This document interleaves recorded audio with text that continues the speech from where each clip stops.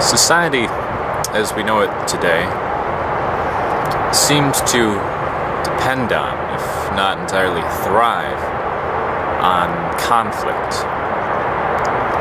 If you look at history as it's recorded, it's largely the history of conflicts of interest between different nations, different ideologies, different religions.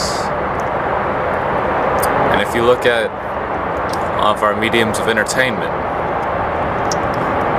everything as we know it seems to be dependent on the idea that there is some kind of conflict of interest. In our sitcoms, for example, we do not watch people who are living completely happy lives, but we watch people who live their lives constantly at odds with each other, constantly coming up with new ways to be in competition, to prove one's own rightness over another person's. And so, in our reality television programs, you hear very often that the people participating in these things are required or asked to create drama, create conflict between each other, because that is for some reason what we find interesting. We like to watch scary movies. We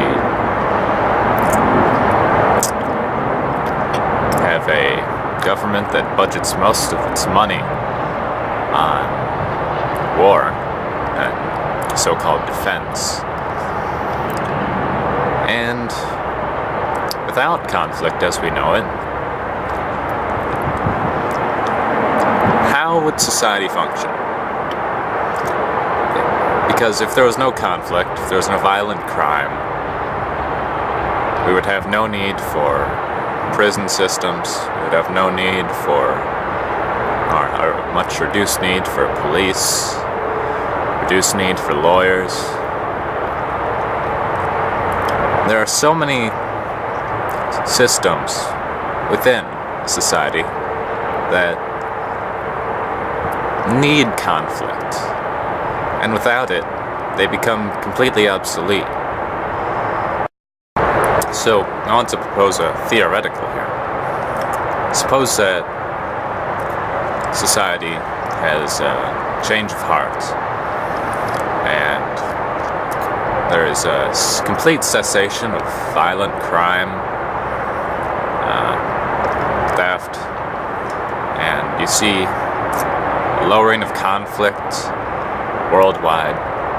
You see no more need for shows like Maury. You see no more need for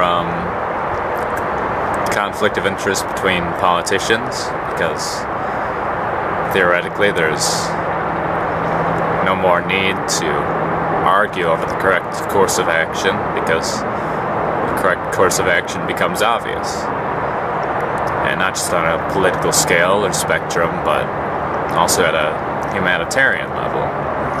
We start to respect each other and realize that violent crime doesn't really solve any solution, or doesn't really solve anything most of the time.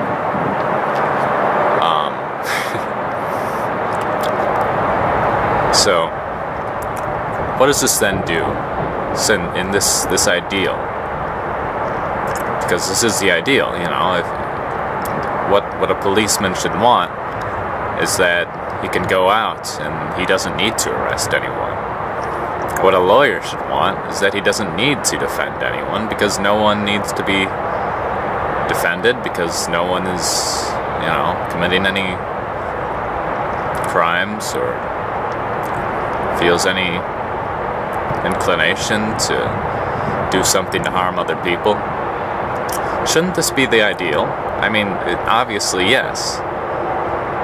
But the question has to be asked, what then happens to all these professions that are dependent on the idea of conflict and dependent on crime. You see, the paradox of society is that it cannot function in its ideal state. If it were to achieve its ideals, then it would have to change completely. So this is opening up a lot of doors for new ideas of how you can, allocate the necessary resources to people if they're not working.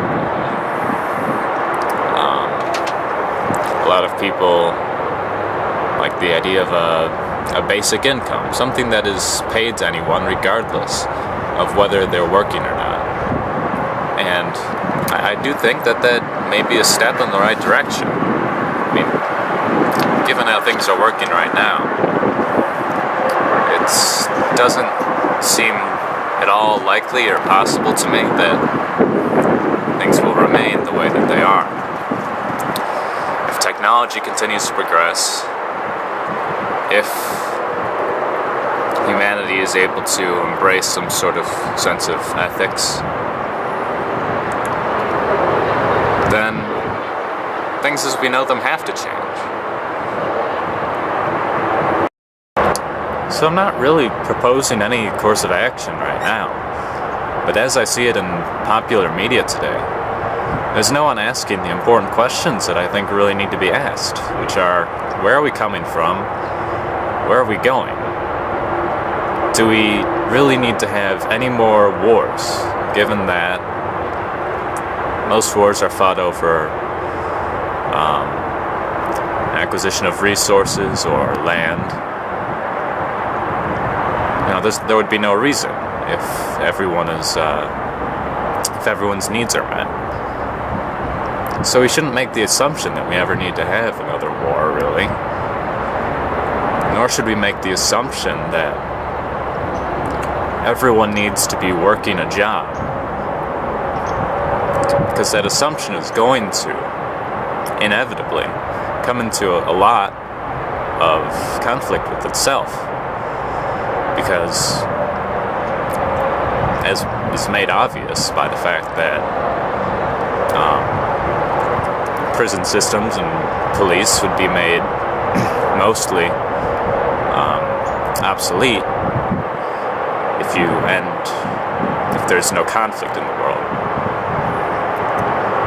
And many jobs today are starting to become replaced by technology. So,